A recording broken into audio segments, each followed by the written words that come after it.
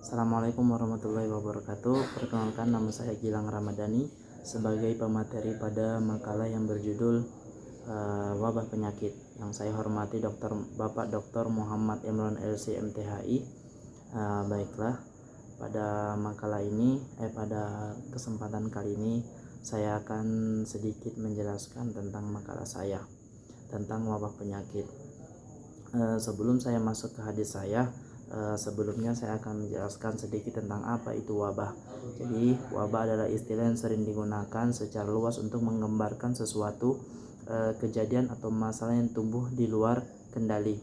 Wabah adalah persebaran penyakit yang terjadi secara luas di suatu wilayah tertentu dan mempengaruhi sebagian besar populasi yang hidup di wilayah tersebut.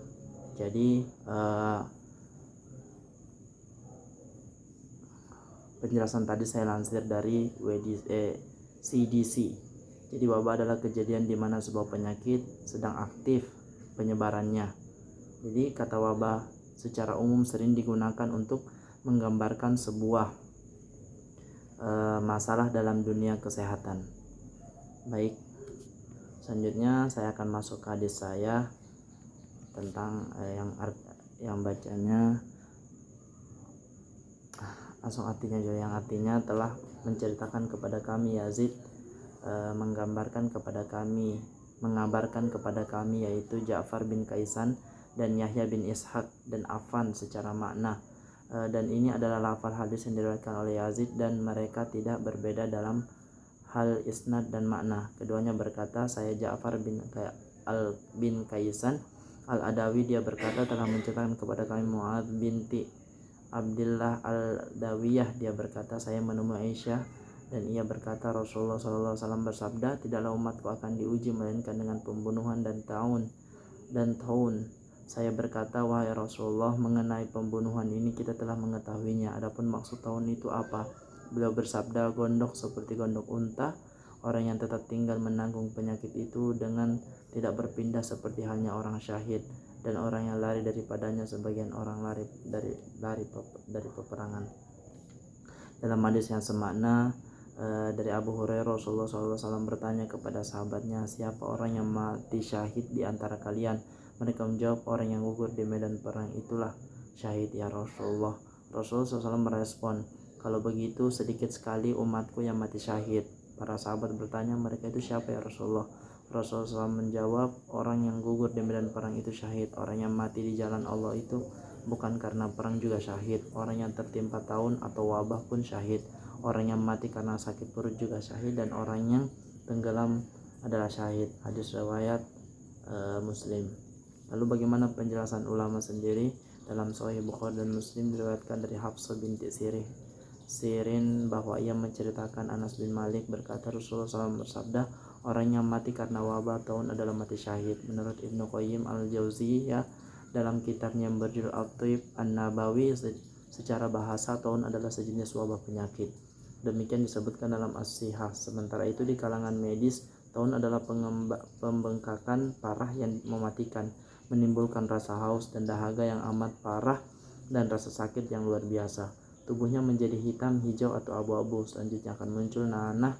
Biasanya taun menyerang 3 lokasi di tubuh, yaitu ketika bagian belakang telinga, di ujung hidung, serta di bagian daging tubuh yang lunak. Dalam asar disebutkan bahwa ia pernah berkata kepada Rasulullah, adapun ta'an, tusukan dengan benda tajam, kami sudah tahu. Lalu apa yang dimaksud dengan taun? Nabi menjawab, benjolan yang muncul seperti yang dialami oleh unta, tumbuh di bagian belakang ketiak dan sejenisnya. Hadis riwayat Ahmad. Lalu aspek-aspek atau hikmah yang dapat diambil. Jadi dalam makalahnya saya mencantumkan beberapa wabah yang terjadi pada masa Rasulullah dan sahabat, serta hal yang dilakukan oleh mereka dan menangani wabah tersebut. Nah, dalam hal ini semoga kita bisa mengambil pelajaran. Yang pertama itu ada karantina wilayah saat wabah penyakit kusta. Jadi pada zaman Rasulullah SAW itu ada yang namanya penyakit kusta atau lepra. Mereka mengidap penyakit itu di kulitnya akan mengkerut dan berubah bentuk akibat bakteri dan menggerogoti bagian tubuh. Penularan penyakit terjadi melalui cairan yang keluar dari hidung si penderita. Dan mengenai wabah penyakit ini direwayatkan dalam hadis dari Anas ibnu Malik bahwa Nabi SAW pernah berdoa dengan ya Allah, sesungguhnya aku berlindung kepadamu dari penyakit belang, gila, kusta, dan dari penyakit buruk lainnya. Hadis riwayat Abu Daud. Nah, dalam menghindari wabah kusta yang terjadi, Rasulullah SAW memberikan solusi untuk menghindari wilayah yang terkena penyakit tersebut dan tetap berada di wilayah tempat mereka tinggal atau tempat kita tinggal, seperti itu. Nah, lalu dalam hadis riwayat Bukhari setelah dijelaskan bahwa Rasulullah SAW pernah berkata, jika kau mendengar wabah di suatu wilayah maka janganlah kalian memasukinya, tapi jika terjadi wabah itu di tempat kamu berada maka janganlah tinggalkan tempat itu. Dalam artian ketika kita mendengar sebuah wilayah yang telah terjadi atau dalamnya ada penyebaran wabah, itu kita tidak boleh masuk ke dalam wilayah tersebut. Dan jikalau di tempat kita terjadi wabah penyakit seperti itu, kita tidak boleh keluar dari wilayah kita karena itu bisa jadi akan menyebarluaskan. Nah, dari Asma berkata, seorang wanita bertanya kepada Rasulullah SAW. Katanya, wahai Rasulullah, sesungguhnya putriku menderita penyakit campak hingga rambutnya rontok sementara saya hendak menikahkannya. Apakah saya boleh menyambung rambutnya? Beliau bersabda, sesungguhnya Allah melaknat orang-orang yang menyambung rambutnya dan yang minta disambung. Nah, hikmah yang bisa diambil adalah jika rambut anak wanita tersebut tetap disambung, maka pernikahan itu akan terjadi. Sedangkan sang anak sedang menderita campak dan berpotensi menularkan pada yang lain. Terlebih pernikahan pasti akan mengundang keramaian. Betapa pelajaran berharga dari peristiwa tersebut adalah kita harus bersabar dan menjauhi keramaian sosial saat tengah mendapatkan sakit yang menular. Yang kedua ada mencari awal penyebab penyakit. Jadi penyakit kudis juga pernah membawa wabah di zaman Nabi Muhammad SAW. Penyakit tersebut menyebabkan gatal di kulit dan ditandai dengan ruam bintik, jerawat atau bekas lepuhan. Penyebabnya adalah kutu kecil yang bersarang di kulit dan beranak pinak hingga menyebar dari satu orang ke orang lainnya. Penyakit kudis di zaman Nabi Muhammad SAW pernah dikisahkan dalam hadis riwayat Ahmad dari Abdullah ibnu Mas'ud radhiyallahu anhu yang berkata, Rasulullah SAW berdiri di hadapan kami lalu bersabda, tidak ada yang sesungguhnya yang dapat menulari lain. Ada seorang Arab pedalaman berdiri kemudian ia membantah, wahai Rasulullah, awal mula kudis penyebar itu lewat mulut atau seekor unta, lalu penyebaran hingga unta yang lain menjadi kudisan semuanya. Kemudian Rasulullah bersabda, lantas siapa yang menulari unta yang pertama tadi? Nah, dari hadis tersebut kita bisa melihat apa yang dilakukan oleh Rasulullah SAW dalam menyikapi adanya wabah penyakit. Beliau mencari penyebab awal dan menanyakan siapa yang menulari unta pertama kali. Tentu saja hal itu untuk memutuskan mata rantai penyebaran agar tidak semakin menular pada yang lain. Jika penyebab awal diketahui tentu akan mudah untuk menangani dan menjauhi sumbernya. Hal ini juga yang sebenarnya dapat kita lakukan pada saat terjadi wabah, yaitu mengisolasi orang yang sudah terkena penyakit dan membatasi agar tidak menulari orang lainnya. Walaupun sulit, tapi inilah terbaik yang bisa dilakukan. Selanjutnya yang memutuskan mata rantai penyebaran wabah taun amwas.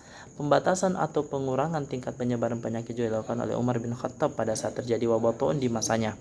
Cerita ini dikisahkan dalam buku biografi Umar bin Khattab karya Profesor Dr. Ali Muhammad As-Salibi.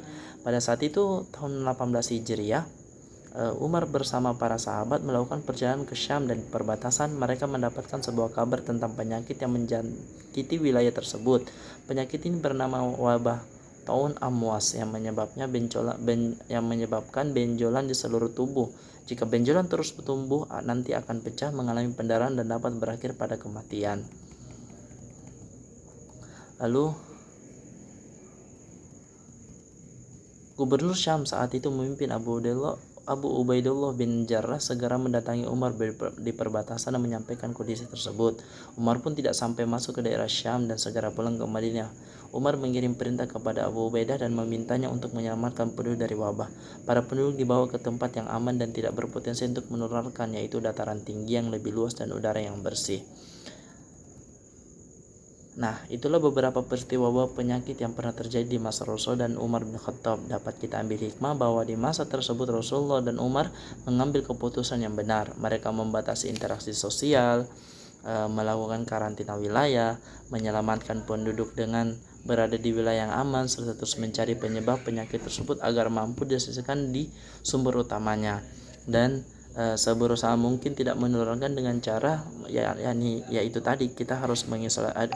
Pada saat itu mereka menyesuaikan diri dan menjauhkan diri dari orang lain itu.